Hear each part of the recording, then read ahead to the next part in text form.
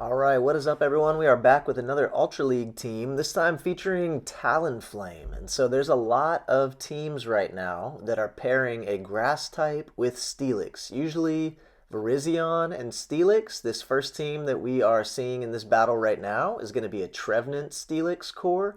So a lot of Steelix plus a grass type in the meta right now, which means this is a great time to pull out your Talonflame. Fire is very strong in the current Ultra League meta.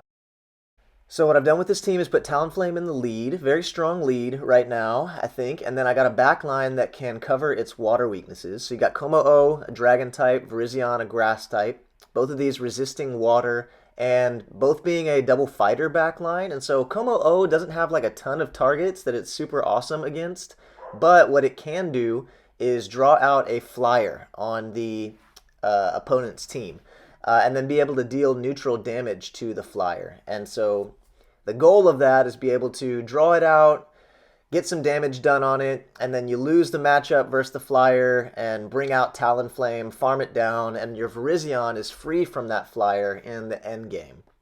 And your Talonflame is loaded on energy. So anyway, that's the idea behind the Como-O safe swap, is to try to clear out that flyer from the opponent and free up Virizion. So, with that said, first battle's done. We got to see Talonflame beating a Steelix Trevenant core.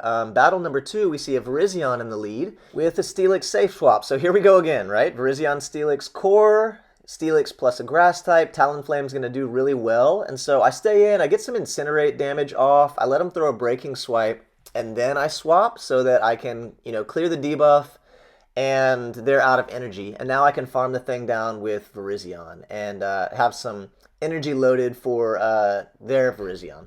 Actually, I go ahead and throw the Sacred Sword just so I don't get hit with another Breaking Swipe. And now I can start throwing Sacred Swords at their Virizion. I'll be able to take one of their moves and I think be able to get off 2 of mine before I get farmed down. So we'll go for the back-to-back Sacred Sword here. And then after my Virizion's knocked out, I can bring my Talonflame back in against their Virizion. And it looks like they've got a Golisopod in the back, so here's where Como-O is nice. If they have Aerial Ace, then, they can do super effective damage, but if they're running X-Scissor and Liquidation, then they can only throw resisted charge moves while I'm doing neutral damage with Dragon Tails and Dragon Claws. So Como-O can do fine here. I don't need to shield anything. Yeah, they realize it's over, top left. So another victory. Moving on to battle number 3. This one was interesting. This is the first Quaquaval. I don't even know if that's how you say it, Quaquaval, that I've seen in GBL, in Ultra League. And so I went for a resisted flame charge just because I know I need to stay in here. This thing is, it's got wing attack for its fast move, and so my backline is very weak to flying type. So I needed to stay in with my Talonflame there.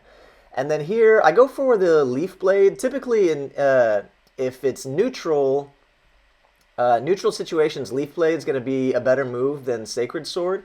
But I forgot that Sacred Sword is going to be double super effective with the Rock and Ice type. And so, anyway, I go for Sacred Sword the second time. Didn't really matter, right? Either move was going to knock out, but the opponent goes for an Aerial Ace to knock me out, and now I can go for a Brave Bird here, but they get to a move first. I don't even know what this thing's moveset is. Thankfully, it wasn't a water type move. It was actually a close combat, so since they're debuffed, I go for the Flame Charge here, and going to try to Incinerate down, but they bring in a Swampert. And so thankfully, the Mud Shots are doing nothing. I can get to a Brave Bird and one-shot the thing, and then knock out their Quaquaval with my Como-O. So GG. Another nice battle there. That one was a little interesting with the Quaquaval, spicy pick. So superior lead this time. So another grass type in the lead. So seeing just a lot of grass types in the meta right now. They've got a Heliolisk safe swap.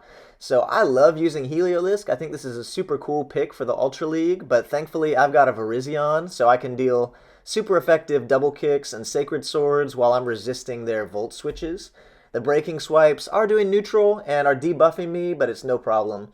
And now I can start throwing Sacred Swords, and I can even swap out to my Como-O or to my Talonflame if I want to bank that energy and clear the debuff. So I'm going for that. I know I can take a Weather Ball And I can start going for flame charges and brave birds here to get some shields down, and then I have all this energy on my Virizion where I can actually go for the Leaf Blade versus the Pelipper.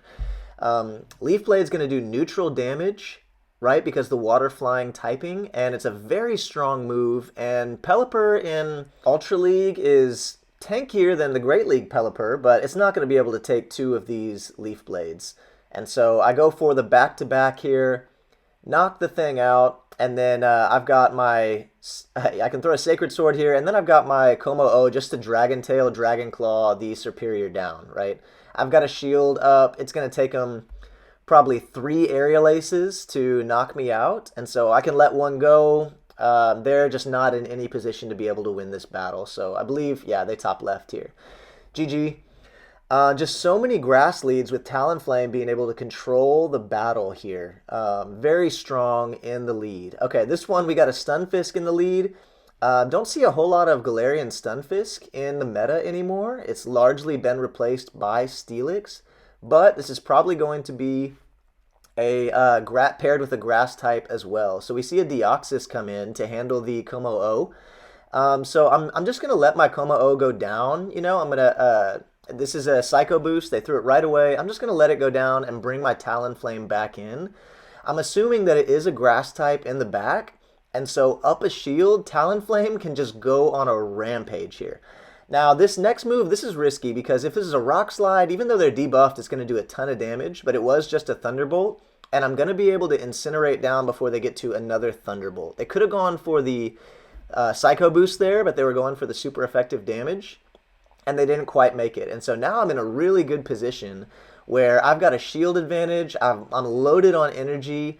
I'm buffing my attack with every flame charge, right? And so this Stunfisk is trying to knock me out, but I'm going to be able to throw a flame charge after this.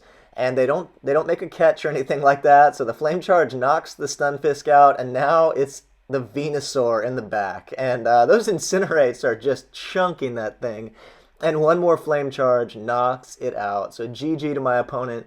We see a lot of these steel type, grass type cores, whether it's G-Fisk Venusaur or Steelix Trevenant or Steelix Virizion, the most common. Talonflame is just so strong in the current meta. Give it a shot. Let him cook. Let me know what you think about the team in the comments. Y'all be blessed.